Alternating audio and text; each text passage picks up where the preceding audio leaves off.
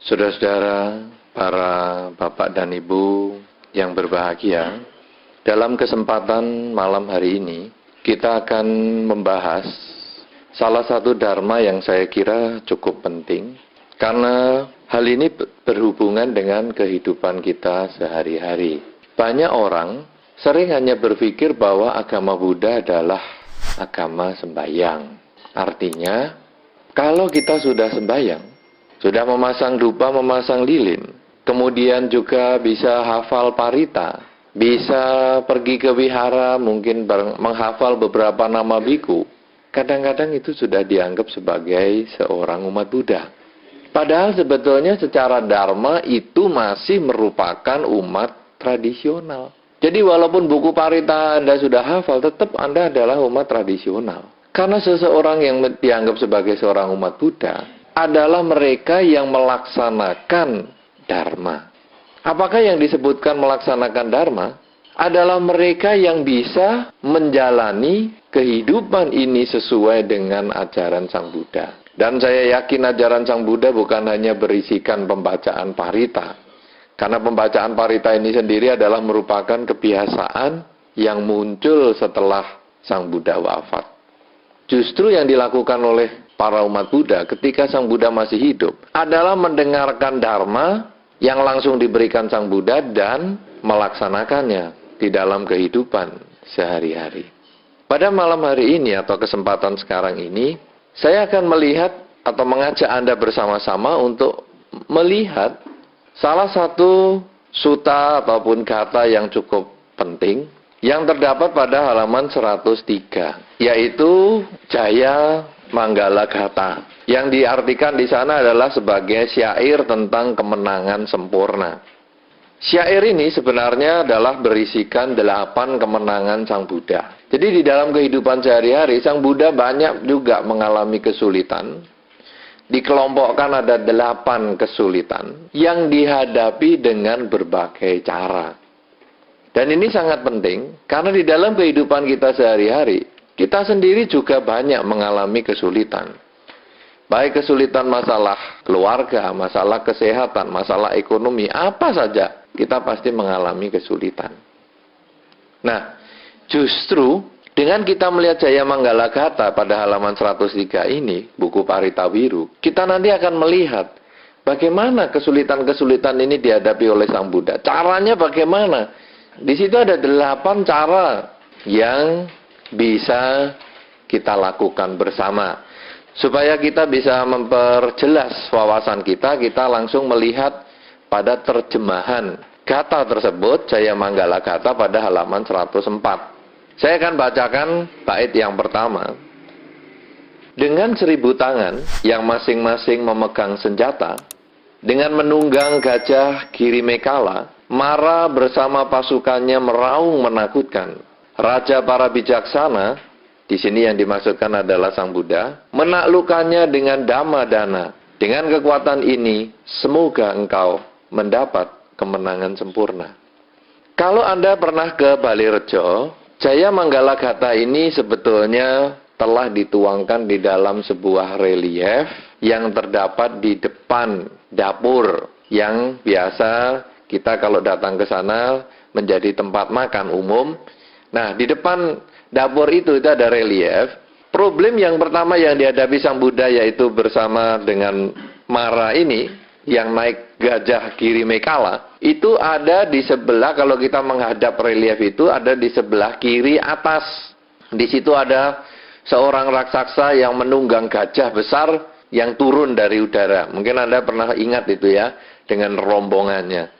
Nah, gajah yang dinaiki raksasa itu adalah Girimekala, kemudian yang menunggangnya itu adalah Mara.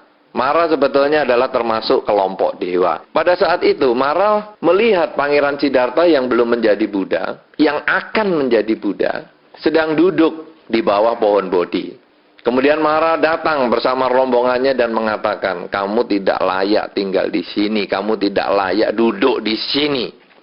Kemudian Pangeran Siddhartha atau Bodhisattva yang akan menjadi Buddha tersebut mengatakan bahwa saya punya kesempatan, saya punya jasa untuk bisa mampu duduk di tempat ini.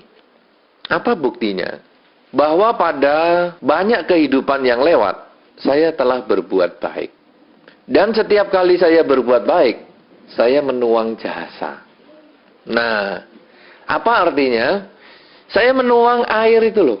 Anda kan sering toh, kalau melakukan kebajikan dalam satu upacara tertentu, kan ada tuh, tuang jasa tuh, tuang air dari gelas, dari tempat yang penuh, berisi air, dituang ke gelas yang kosong. Nah, setelah dituang di gelas yang kosong, kemudian dituang ke tanah atau ke pohon. Pernah toh melakukan itu ya? Nah, Pangeran Siddhartha yang pada saat itu Bodhisattva belum menjadi Buddha, mengatakan bahwa saya ini telah mengembangkan kebajikan yang cukup banyak. Sehingga telah banyak air yang saya tuang ke tanah. Kemudian apa buktinya? Pada waktu itu Bodhisattva mengungkapkan atau menyentuh bumi dengan 3 jari.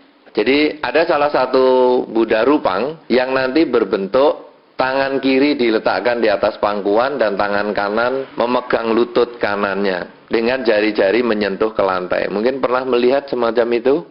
Ya, pada saat itu sebetulnya Bodhisattva mengundang penguasa bumi, disebutkan di dalam Dhamma namanya Ibu Pratiwi. Kalau di dalam bahasa Sanskerta menjadi Ibu Pertiwi, Pratiwi, Patawi kalau di dalam bahasa Pali, bahasa Sanskertanya Ibu Pratiwi. Di dalam bahasa Indonesia menjadi Ibu Pertiwi.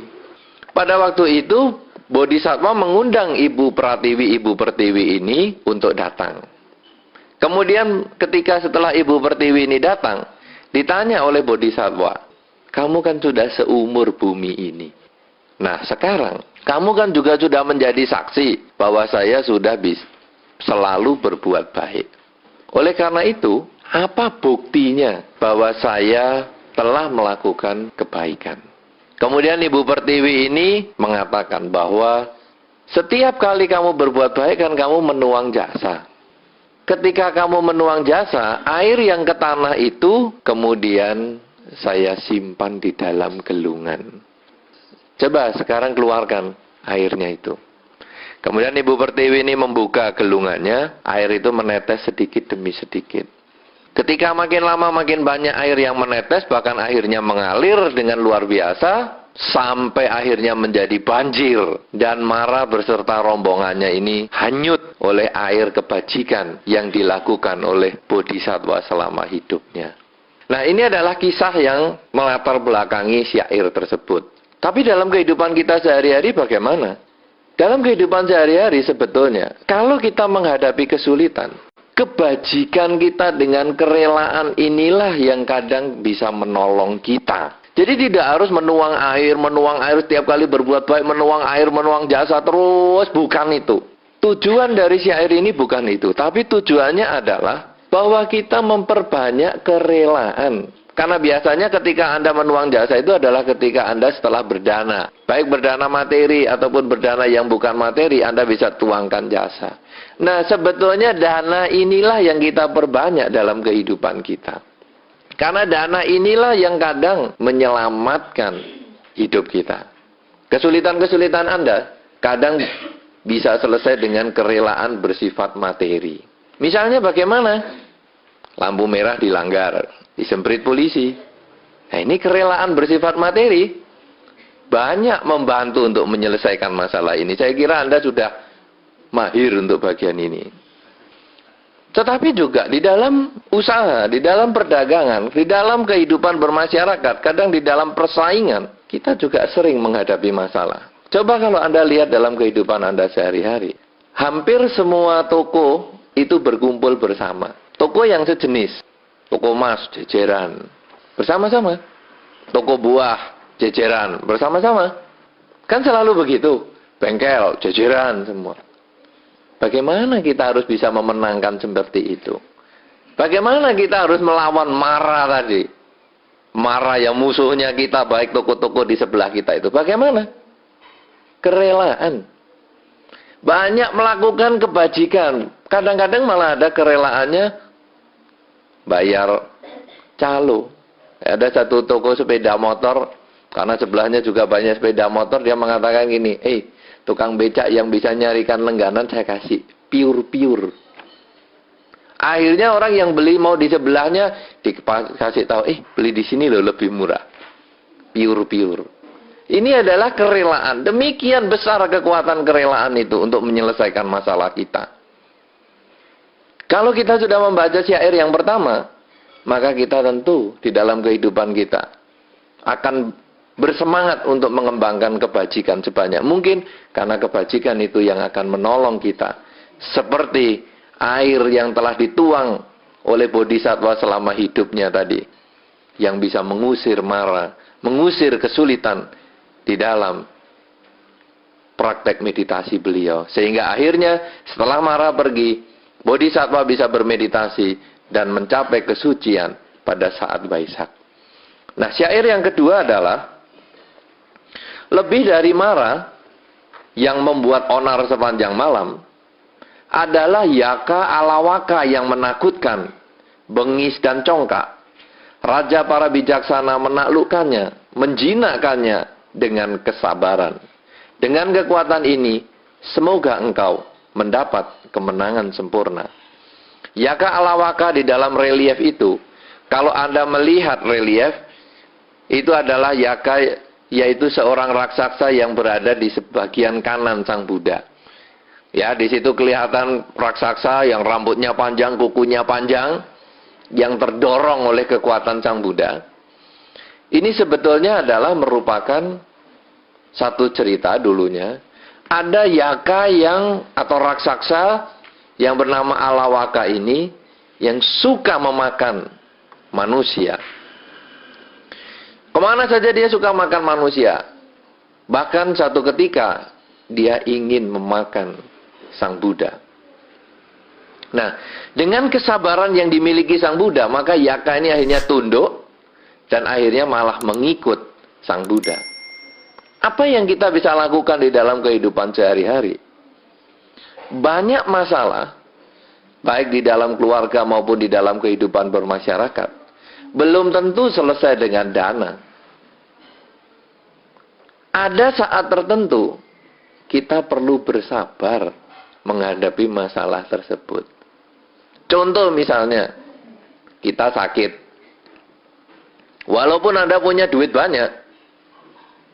Wah, aku pokoknya mau berdana obat apa saja. Saya mau pergi ke dokter yang paling hebat, mau beli obat yang paling top. Hari ini sakit, hari ini minum obat, paling manjur, hari ini sembuh. Belum tentu. Kadang kan Anda harus beli resep obat dan Anda minum sehari 3 kali selama 1 minggu, baru bisa sembuh. Kalau sekarang Anda nggak sabaran, wah saya sudah beli obat, jatahnya 1 minggu Anda minum langsung, 1 hari 1 malam, malah mati. Tidak malah sembuh. Raksaksanya itu ya ada di dalam diri kita, raksasa ketidaksabaran. Masalah di dalam kehidupan kita banyak. Kadang kesabaran itu bisa menyelesaikan. Ini adalah cara yang kedua. Jadi Anda bukan hanya mengagungkan, bukan hanya mengunggulkan dana saja, baik dana materi maupun bukan materi.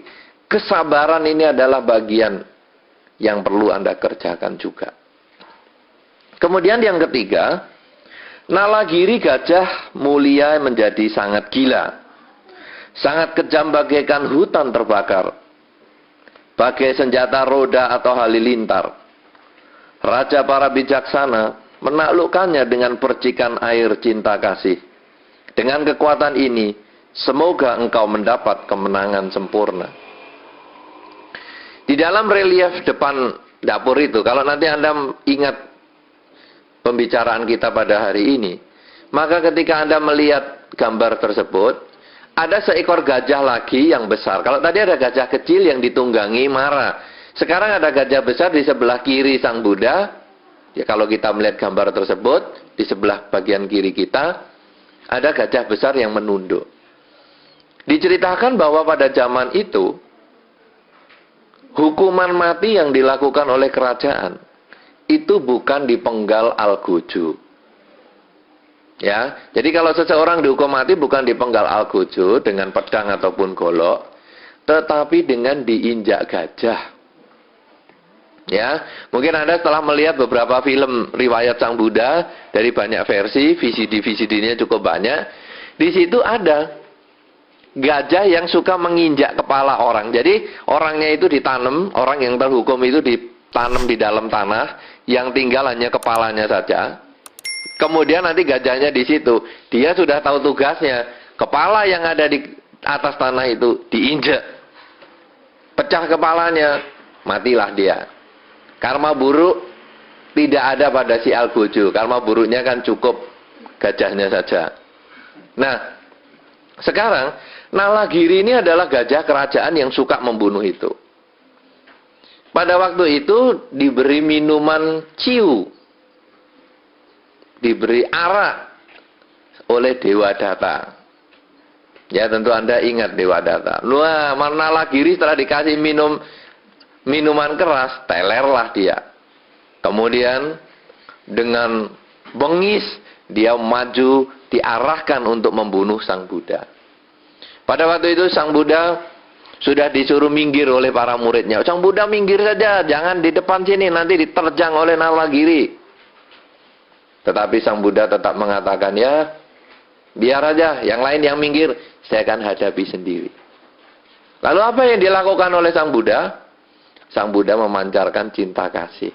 Dikatakan di situ, Raja para bijaksana menaklukkan Nalagiri tadi dengan percikan air cinta kasih.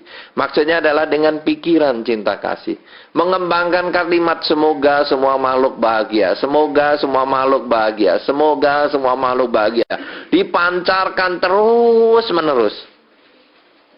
Sehingga akhirnya gajah tadi yang dulunya galak itu makin dekat Sang Buddha. Makin dekat, makin dekat. Bukan makin galak kepengen membunuh lagi.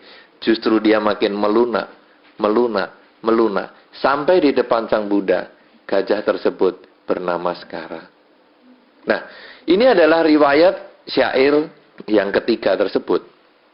Di dalam kehidupan kita sehari-hari, kalau kita menghadapi satu masalah, baik masalah rumah tangga maupun masalah dalam masyarakat, satu, kita mengembangkan kerelaan. Coba diselesaikan dengan materi. Bisa nggak? Nggak bisa. Sabar-sabar dikit. Tunggu waktu. Kadang-kadang waktu itu bisa menyelesaikan permasalahan kita. Sambil kita juga bisa mengembangkan cinta kasih. Jadi orang yang membuat masalah pada kita, orang yang menjengkelkan kita, justru kita doain semoga dia bahagia. Karena dia menjengkelkan kita, karena dia belum bahagia atas kehadiran kita.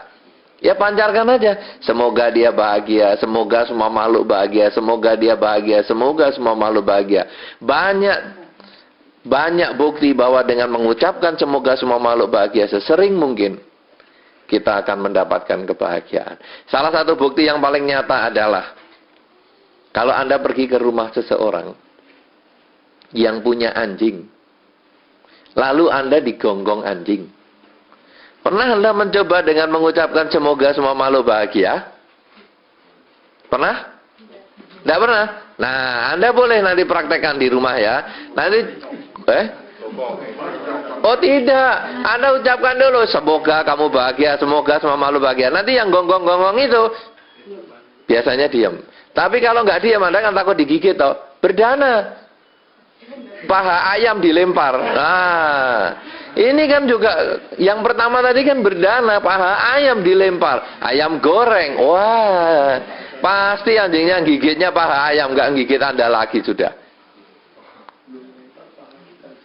Nah, kemudian juga Anda sabar tungguin. Nah, tungguin. Nanti pahanya sudah habis, Anda baru masuk, dia sudah kenyang, nggak gigit Anda lagi. Tapi Anda boleh buktikan, ucapkan kata semoga semua makhluk bahagia. Anda boleh buktikan. Banyak contoh yang sudah terbukti. Ada satu mahasiswa di daerah Jawa Tengah. Pada waktu dulu sama-sama teman, masih mahasiswa dulu, waktu saya juga masih kuliah. Dia istilahnya dalam bahasa sederhana dicing. Dalam bahasa Indonesia apa ya? Itu diincim itu bukan bahasa Indonesia. Dititeni juga bukan bahasa Indonesia. Bahasa Indonesia ya pokoknya orang ini selalu dijatuhkan. Apa? Ada dendam. dendam si dosen ini kepada si mahasiswa tersebut. Sehingga tiap kali ujian dia selalu dijatuhkan. Sampai semuanya sudah mau menjelang ujian pendadaran. Hanya satu mata kuliah ini yang selalu gagal. Nah, kemudian dia ini adalah seorang umat. Lalu, bagaimana caranya? Justru bukan dengan kebencian. Justru dipancarkan meta.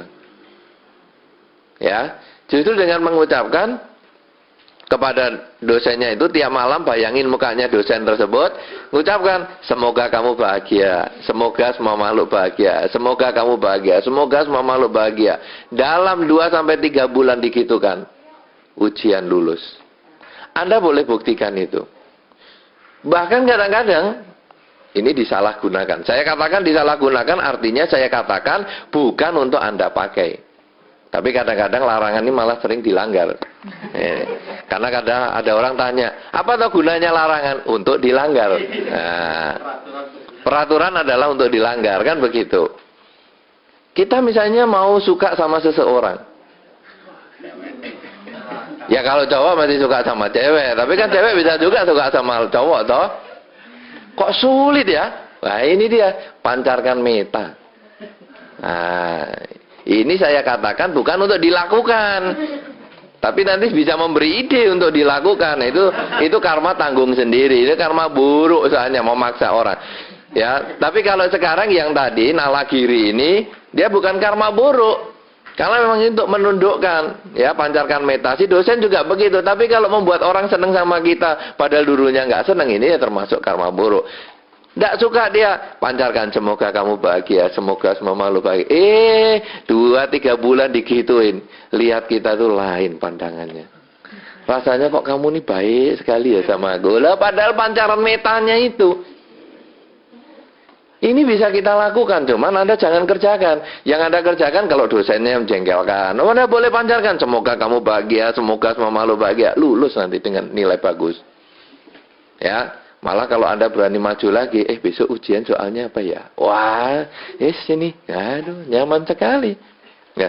Kemudian syair yang keempat, sangat kejam dengan pedang terhunus dalam tangan yang kokoh kuat. Anggulimala berlari mengejar sepanjang jalan, 3 yojana dengan berkalung untaian jari. Raja para bijaksana menaklukkannya dengan kemampuan pikiran sakti yang mengagumkan. Dengan kekuatan ini, semoga engkau mendapat kemenangan sempurna. Nah, ini cerita lain lagi.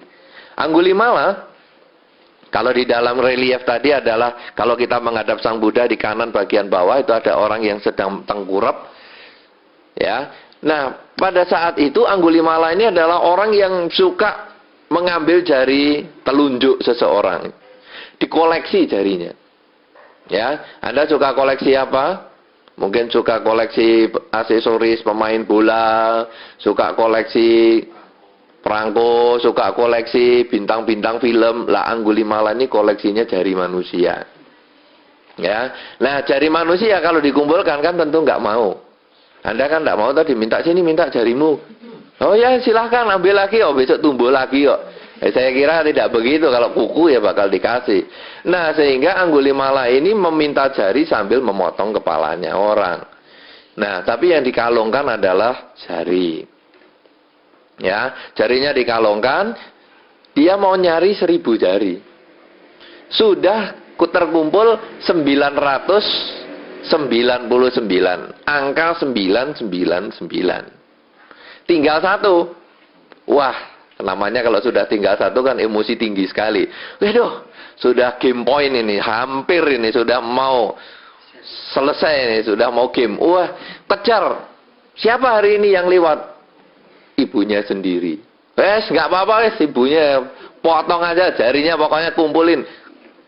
Nah, Sang Buddha melihat, wah ini kalau Anggulimala ini memotong ibunya jari, ibunya jari, jarinya ibu. Nah, Anggulimala kalau memotong jarinya si ibu dan membunuh si ibu, wah nanti karma buruk dia. Karma buruk yang besar sekali yang bisa terlahir di alam neraka awiji, neraka yang paling rendah. Kalau gitu perlu diselamatkan.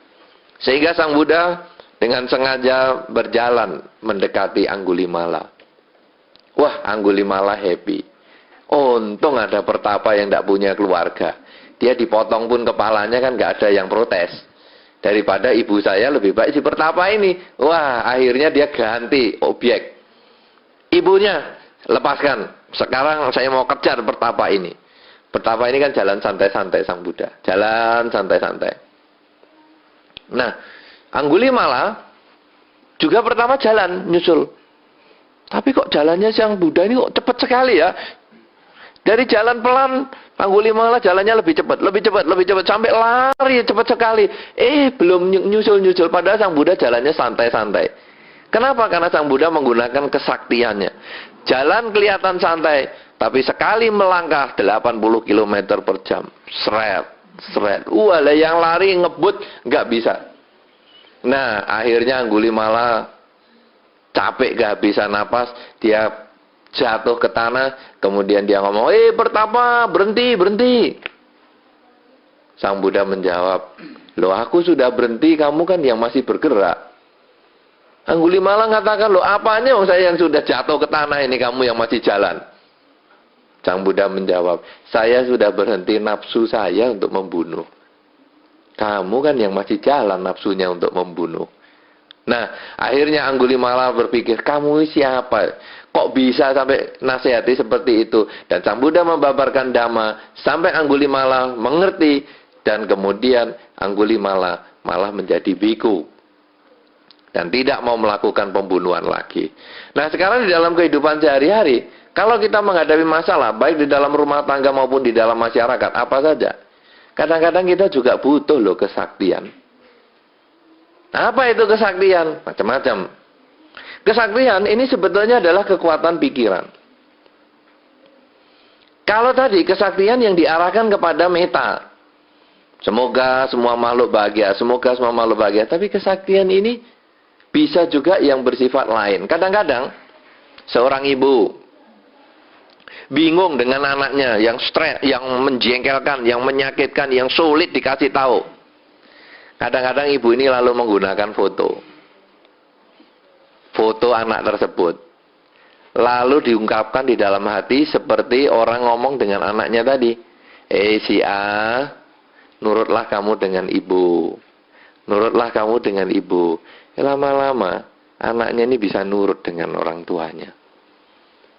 Ini adalah salah satu kekuatan pikiran. Suami istri juga sama.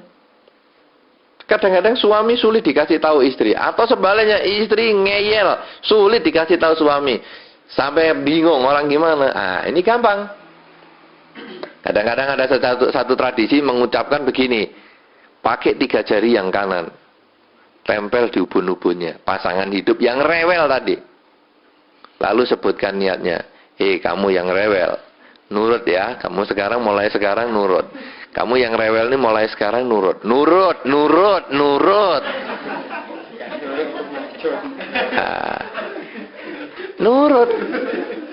Itu biasanya begitu. Kadang-kadang anak yang sulit dikasih tahu pakai 3 jari yang kiri, tempelkan di ubun-ubun. Anak, kamu nurut ya, nurut. Bisa pada waktu dia tidur. Oh ya, bukan dijitak dong. Nurut, tidak nurut tak kencengi kamu, jitak, tok. Ya, bukan. Cukup ditempel aja di kepala. Kalau anak itu pakai 3 jari telunjuk dari tengah, jari manis ini yang kiri, kalau pasangan hidup itu yang kanan. Dalam banyak kesempatan ada suami istri yang saling terbuka. Kadang-kadang kalau stres, suaminya itu pernah satu ketika stres, dia ngomong gini, aku tempelono 3 jari ya. Sama istrinya minta. Lalu istrinya ngomong, iya. Dia cerita sama saya, iya nanti tak tempel di budaknya itu. Enak saya ngomong, iya kamu tenang. Tenang sungguhan.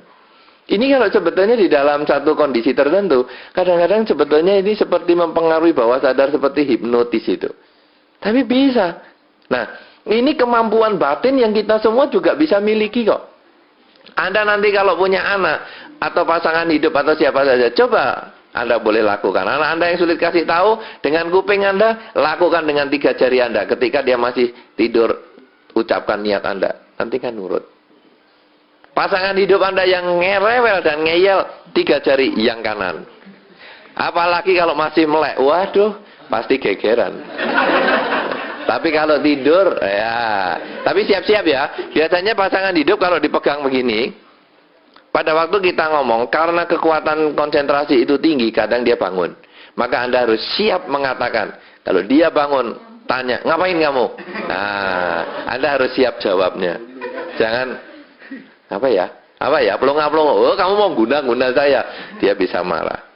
Ya, tempelkan aja di ubun-ubun. Kalau dia punya rambut, ya rambutnya sedikit tempelkan. Jadi tidak perlu dipenet, apalagi dicita, tidak perlu. Tempel pelan-pelan aja. Ya, itu bisa. Ini kekuatan pikiran. Ya, dengan kesaktian bisa. Kemudian yang kelima, setelah membuat perutnya gendut seperti seorang wanita hamil, dengan mengikatkan sepotong kayu, Cinca memfitnah di tengah-tengah banyak orang. Raja para bijaksana, yaitu Sang Buddha, menaklukkannya dengan sikap kesatria dan kedamaian. Dengan kekuatan ini, semoga engkau mendapat kemenangan sempurna. Ini cerita lain lagi. Cinca, kalau kita lihat di dalam relief itu adalah, kalau kita menghadap gambarnya, sebelah kiri pojok ada seorang perempuan yang selendangnya ditarik. Pada zaman itu, Cinca ini sebetulnya adalah seorang wanita yang cukup seksi, cukup cantik. Kalau malam hari semua tamu pulang, dia malah datang. Kalau pagi hari semua orang pulang dari wihara, semua orang masuk wihara, dia malah pulang. Dengan pakaian yang awut-awutan. Setiap hari selalu begitu. Sehingga ketika Sang Buddha baru ceramah, Cinca di tengah ceramah itu memotong dan mengatakan, Sang Buddha, kamu nggak usah ngomong macam-macam. Karena kamu menghamili saya saja, kamu kan nggak tanggung jawab. Lah, Sang Buddha menjawab dengan sikap kesatria dan kedamaian. Apa yang dikatakan? Sang Buddha dengan tenang mengucapkan, yang tahu kebenarannya hanyalah kamu dan saya. Ya toh? Kalau seseorang ngaku hamil kepada Anda, yang tahu kebenarannya kan hanya dia dan kita. Kan begitu. Namanya orang hamil kan tidak ada pengumuman kemana-mana. Yang tahu kan yang melakukan perbuatan itu. Nah, Sang Buddha karena menyadari beliau tidak melakukan apa-apa, tidak marah-marah apalagi menggunakan otoritas. Wah, ini mumpung di depan biku banyak, kroyok. Tidak. Santai aja. Yang tahu kebenarannya hanyalah kamu dan saya. Nah, kemudian diceritakan di situ ada dewa yang menjadi tikus, menarik selendangnya sampai selendangnya kendor, kemudian kayunya itu jatuh. Oh, ternyata perutnya ini cuma diganjel kayu biar kelihatan hamil. Nah, kemudian Cinca malu sekali, dia keluar dari wihara, tanahnya terbuka, bumi terbuka, dia masuk ke dalam tanah, mati, terkubur hidup-hidup. Nah, dalam kehidupan sehari-hari apa sebetulnya? Kalau kita menghadapi satu masalah, kadang kita boleh terus terang mengakui kesalahan kita, tidak ada problem. Jangan kadang-kadang kita malah sudah salah, misalnya mecahkan gelas. Oh, bukan saya, ini kucing, saya nggak tahu siapa.